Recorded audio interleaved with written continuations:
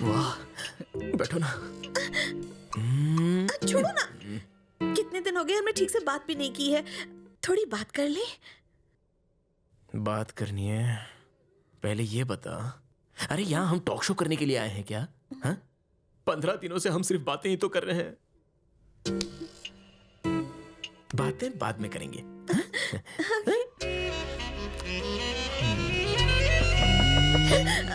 सुनो, कोई दरवाजा खटखटा रहा है। अरे बगल वाले कमरे का होगा। हाँ? हम स्टेप बाय स्टेप कुछ नहीं करेंगे, डायरेक्ट एंड कर देंगे। हाँ? अरे नहीं, कोई दरवाजे पे है। देखो। अरे कोई नहीं है, आ जाओ। नहीं, देखो तो कोई तो है, दरवाजा खटखटा रहा है।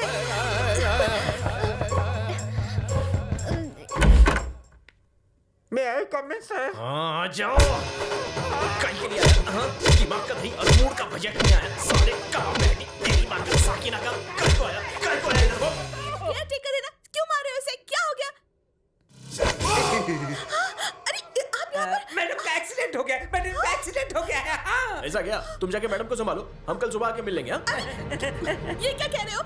मेरी मम्मी का एक्सीडेंट हो गया है और तुम कह रहे हो कि हम सुबह चलेंगे?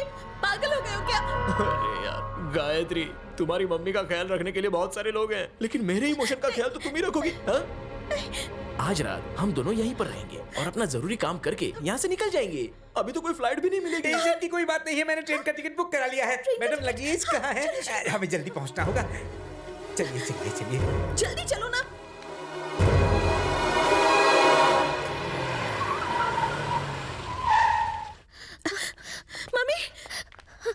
मम्मी, अब कैसी हैं आप? मैनेजर ने मुझसे कहा कि आपका एक्सीडेंट हो गया। मैं ठीक हूँ बेटा, बस छोटा सा एक्सीडेंट था। डॉक्टर ने कहा आराम करो, 2 दिन में मैं ठीक हो जाऊंगी। तुम फिक्र मत करो। हाँ, मैंने तुम्हें बताने के लिए इन्हें मना कर दिया था। ट्रेन का सफर करके थक गई होगी, जाओ जाके आराम करो। Madam juice.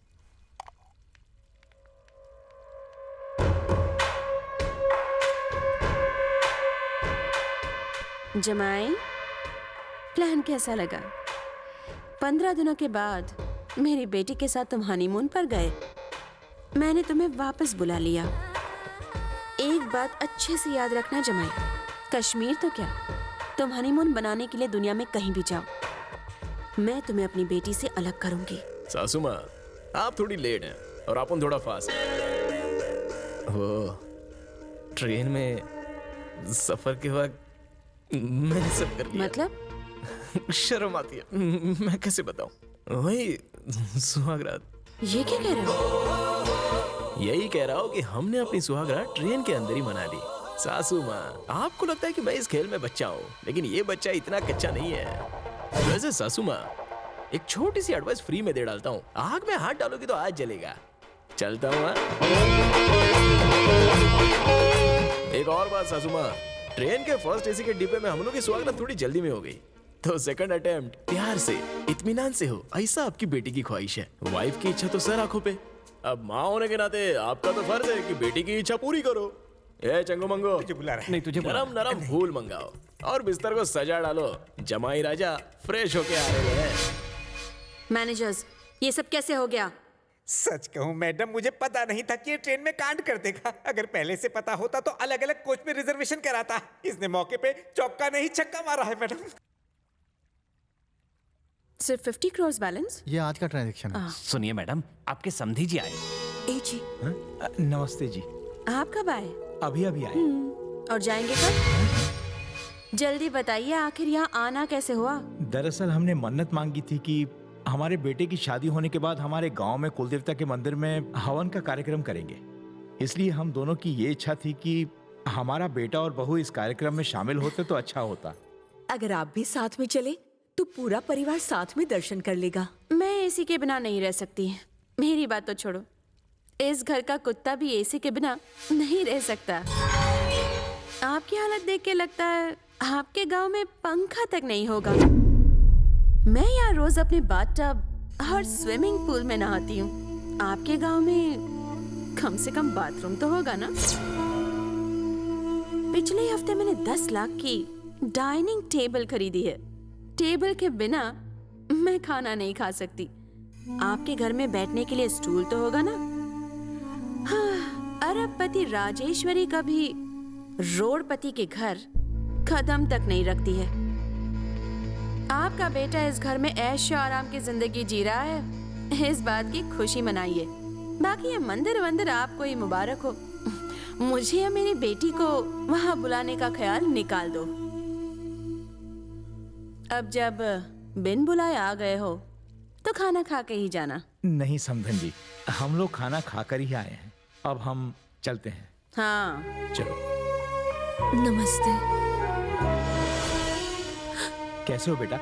वो हम अपने कुलदेवता के मंदिर में होने वाले हवन के लिए समधन जी को बोलने आए थे। हमारी बात हो गई है, अब हम चलते हैं। अपना ख्याल रखना। हम लोग चलते हैं।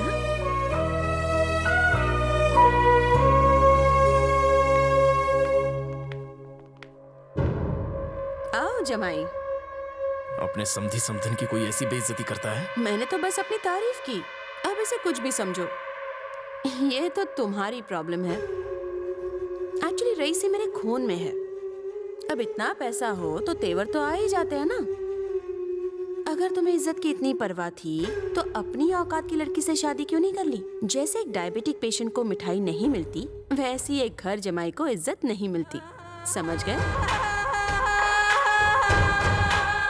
जमाई राजा अब बजाओ बाजा। हाँ, वो भी बड़ा हुआ।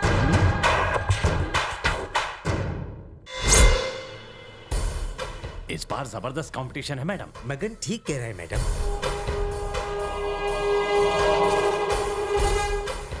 मैडम, सर आपको बुला रहे हैं। जाइए मैडम। हाँ मैडम। Hello sir. हेलो, बैठिए। मैडम, टेंडर आपकी कंपनी के नाम से निकला है। Thank you sir. थैंक्स मुझे मत कहिए, थैंक्स देवराज जी को कहिए। टेंडर उनके नाम पे निकला था, लेकिन उन्होंने आपको देने के लिए कहा। देवराज। हाँ, बोलिए मैडम। थैंक्स। इस टेंडर को मैंने एक खास वजह से छोड़ा है, और वो ये है कि आप हमेशा बिजनेस में नंबर 1 रहे, हमेशा नंबर 1। यही मेरी इच्छा है। चलता हूँ। देवराज। जी मैडम। मैं अपनी बेटी की शादी तुम्हारे बेटे से कराना चाहती थी, लेकिन ऐसा नहीं हुआ। अब अपने बेटे की शादी तुम्हारी ही बेटी से हर हाल में कराऊंगी। देवराज, अब हम दोनों को समधी बनने से कोई नहीं रोक सकता, देख लेना। सुन के अच्छा लगा। आपने हमें सब्र करने को कहा था, इसीलिए अब तक हम दोनों शांत थे। मेरी माँ ने देवराज की बेटी से मेरी शादी तय कर दी है। अब हम दोनों और चुप नहीं बैठ सकते। हम दोनों ने फैसला कर लिया है, हम भाग के शादी कर लेंगे। रुतबे के घमंड के अलावा तुम्हारी माँ बहुत अच्छी है। उन्हें ठेस पहुंचा ऐसा काम कभी मत करना। तुम्हारी माँ की रजामंदी और मेरे माँ बाप के आशीर्वाद से ही तुम दोनों की शादी होगी। मैडम, जेपी कोई आम रईस आदमी नहीं है। दुनिया के 10 सबसे बड़े रईसों में उसकी गिनती होती है। जब मैं उसके घर में जमीन की बात करने गया तो उसने मुझे धक्के देकर निकाल दिया। अरे पीछे हट, मैं बताता हूँ। जेबी साहब से मिलना आसान नहीं है मैडम। वो बहुत बड़े इंटरनेशनल बिजनेसमैन हैं। इंडिया तो वो साल में 1 या 2 बार आते हैं, वो भी पीएम या सीएम से मिलने। उनको भी वो घास नहीं डालते हैं। जय श्री कृष्ण राजेश्वरी जी। आ गया झूलर। क्या बात है, आज आप बहुत टेंशन में लग रही हैं। हाँ, टेंशन तो है ना। ESR रोड पर जो 5 एकड़ लैंड है, आपने कहा था उस लैंड का वास्तु इतना बढ़िया है कि अगर मैंने वहाँ 7 स्टार होटल बनाया तो मेरा बिजनेस बहुत चलेगा। सत्य है? मैंने इन्हें लैंड की डील करने भेजा, लेकिन उन्होंने लैंड देने से साफ मना कर दिया। चांस तो गया हाथ से। माँ जी, कई लोग चेहरा देखकर काम करते हैं। चेहरा खराब तो समझो सौदा भी खराब। ये दोनों पनौती हैं, इनका चेहरा देखकर तो बनता काम भी बिगड़ जाए, लेकिन अगर आप जाएं तो आपको देखकर बिगड़ता काम भी संवर जाए, क्योंकि आपके चेहरे पर लक्ष्मी तांडव कर रही है। आज अमावस है, जमीन खरीदने का अच्छा दिन है। आप जाके सीधे जमीन के ओनर से बात कीजिए, सौदा पक्का करके एडवांस रकम दे दीजिए। ब्लैक कैट कमांडोज क्यों? आतंकियों की हिट लिस्ट में है मैडम। ओ हेलो हेलो, कहाँ चले आ रहे हो? कौन हो आप लोग? चलिए चलिए बाहर चलिए। कौन है? महाशय, मैडम भी आपके सर की तरह ही बड़ा बिजनेस करती हैं। इनका नाम राजेश्वरी जी है और यहाँ कुछ जरूरी बात करने आई हैं। सॉरी सर, बिना अपॉइंटमेंट के किसी से नहीं मिलते हैं। अरे ये क्या कह रहे हो? बहुत जरूरी काम है, जाकर उनको बताओ तो सही। ठीक है, मैं बात करके आता हूँ। आप लोग उधर खड़े हो जाइए। ये नया VIP कौन आ गया? है कौन ये JP? People trying to get down, people in the back, people in the front, for the all around town. Sir ये लोग अनाथ आश्रम से आए हैं। इन्हें 1 लाख दे दो। सर सबको 1-1 लाख। नमस्ते सर। इनकी तारीफ।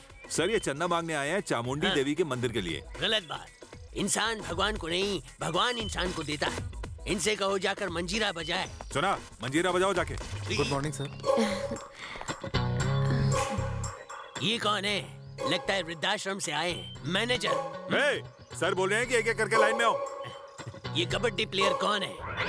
शक्ल से लुच्चा लग रहा है। सर ये राजेश्वरी मैडम है, राजेश्वरी कंस्ट्रक्शन एंड बिल्डर्स की एमडी। इनको मुझसे क्या काम है? Sir yes. मैं एक 7 स्टार होटल बनाना चाहती हूँ। ओह, मुझसे कर्जा लेने आई हो? नहीं सर, मैं होटल तो उस ESR लैंड पर बनाऊंगी जो आपकी है। मैं वो खरीदने आई हूँ। What? तुम्हें मेरा लैंड चाहिए? Where is my gun? Where is my gun? मेरा भेजा घूम रहा है। Sir cool cool. फूल।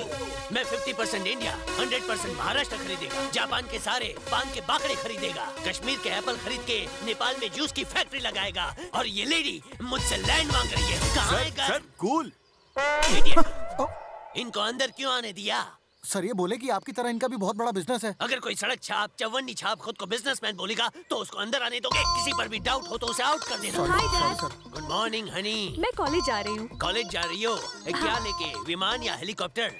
नहीं डैड, कार में जा रही हूँ। कार में? What nonsense। हम ऊंचे हैं इसलिए हेलीकॉप्टर में जाते हैं। और तुम जानती हो हमारे पास 4 हेलीकॉप्टर हैं। लाल, हरा, नीला, पीला। कोई भी एक लेके जाओ। लेकिन डैड कॉलेज में हेलीपैड नहीं What? है। हेलीपैड नहीं है? मैनेजर, कॉलेज में एक प्लास्टिक का हेलीपैड बनवाओ। ओके सर, लेकिन कॉलेज में हेलीपैड कैसे बनाएंगे सर? उन्हें बोल दो कॉलेज में पढ़ाई हो ना हो, हेलीपैड होना चाहिए। मैं बनवाऊंगा। Please dad, please. ये लो धुआं निकालो।